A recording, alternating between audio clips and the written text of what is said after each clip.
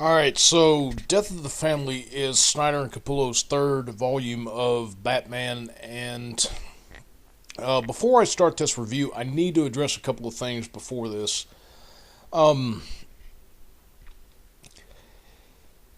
with Death of the Family now, there's another crossover book that's come out that's actually up under the Joker's name and says that it has all of the tie-ins that come along with this. Um, I'm going to caution you right now, unless you don't care about double dipping, just to get the two concluding issues of Batman, which really wraps up that story. Um, don't get that book. It's a repeat of what's happened with the Owl stuff, and from what I understand, the War of the Green Lanterns, or even the Wrath of the First Lantern story, has had these problems, and it's really something that I hate that DC has done, and it really needs to stop. Much as I say that, though, I know that it's not. So I caution you, if you consider getting that crossover book with all of the other tie-ins, make sure that you do the research and really consider whether or not you want to buy that. Now, with that being said, let's get this actual review out of the way. Um, Death of the Family is probably, in my mind, one of the best and sickest Joker stories that I have read. Um, with the name that implies, this is kind of a tribute to the Death in the Family story, and that's really what this whole thing amounts to, is a Snyder's giant love letter to Batman stories past.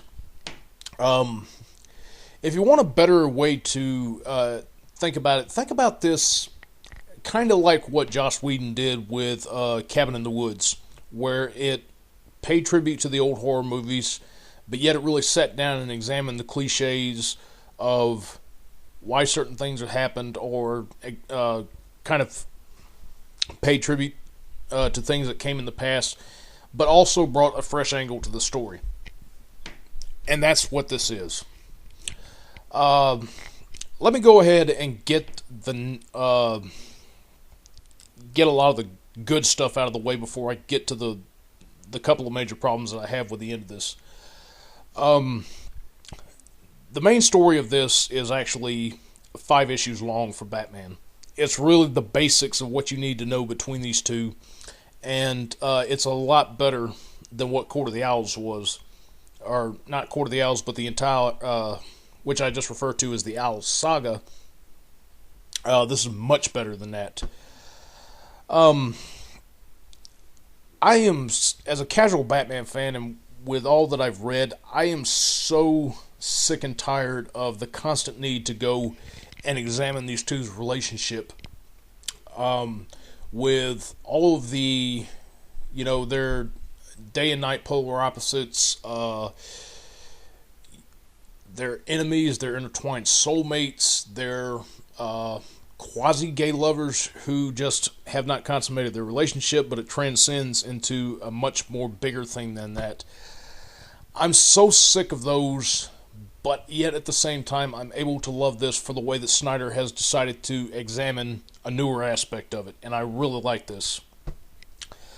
Basically, what happens with the story is that this kind of harkens back to the first issue of Detective Comics when New 52 launched, and Joker let somebody carve his face off, and he disappeared for a year. Snyder goes and he builds on that with the fact that the Joker has done this to really re-examine his and Batman's relationship. As far as I know, the Joker has never self-awarely examined him and Batman before, as much as he has in this. I really don't think that it warranted the crossover that it did, but at the same time, there's some really good stuff that's going on in this that I loved.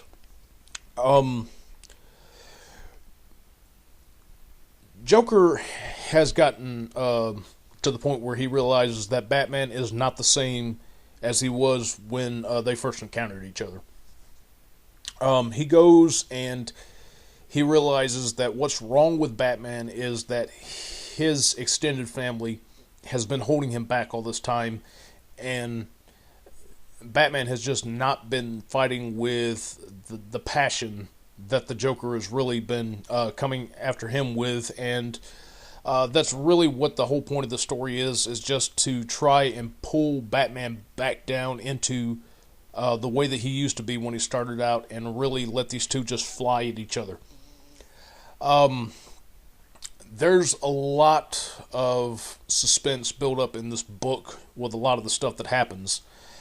Now, I'm going to say right now that really, as far as a creepiness aspect goes, with the Owl stories or even with the Black Mirror is the better of these three stories that I've seen Snyder write. At the same time, though, this has managed to creep up, or managed to step up the creep factor in this much more so. And in fact, there's a lot of stomach-churning moments in this story.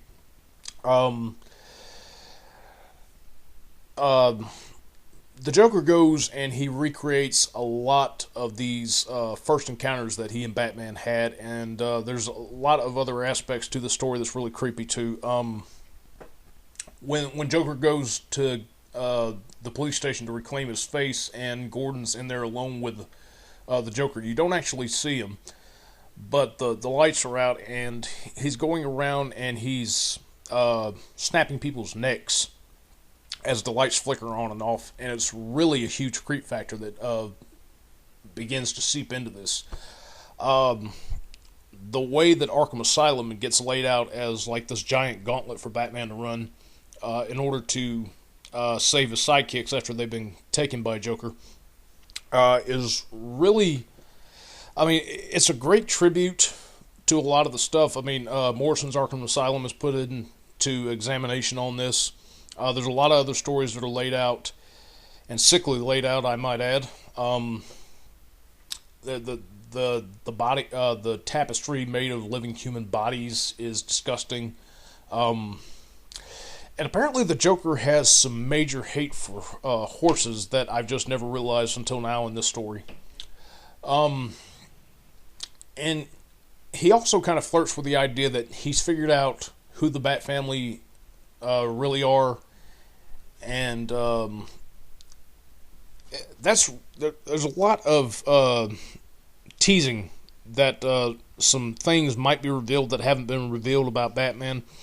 I'm going to let you know right now that a couple of the major things that they tease in this does not get revealed. It's like what Snyder teased us with Thomas Wayne Jr. in the Owl stuff. It's thrown out there, but we're kind of treated to we're not really sure type deal.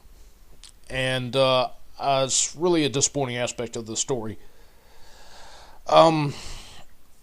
But there's a lot of good stuff in this. Joker is kind of examining where he stands with Batman. He views Batman as the king of Gotham, and Joker sees himself as his jester, and in a sickly, psychotic way, this is like everything he's done is to show how much he loves Batman. And not only that, but there's kind of a examination of Batman's other villains in the story too. Except that the story is kind of self-aware that it's doing that, kind of like it was with the Owls, where it examined Batman for why he is the way he is and how he operates and how he thinks he's in control. This story goes and it lays out in a self-aware way Batman's relationship with his villains, but Joker does it in this King Arthur / chess piece identification way, which is really cool. And I really enjoyed that about the story. And then we get to like this huge cliffhanger at the ending, and especially we're left wondering a lot of things like what happened to Alfred in this story, what's happened to Barbara. And speaking of, Gail Simone's Batgirl is the best tie-in with this event right here. You're really left wondering what's happened, and then the way that Joker not only fucks with Gordon in the story, or how he fucks with Batman in the story. after he manages to take Batman at the end of the story, the way that he breaks down Two-Face at the end of this is really good too. Joker is not playing in the story as much as he's laughing it up. He's taking this stuff that he's pulling very seriously, and that's really, really one of the first times that I've actually found myself caught up in just this villain's enthusiasm. Like, he's always been like this, but at the same time, it's kind of subtly saying that maybe he's very serious about wanting to take things back to the way that they were, and I just really love being caught up with that.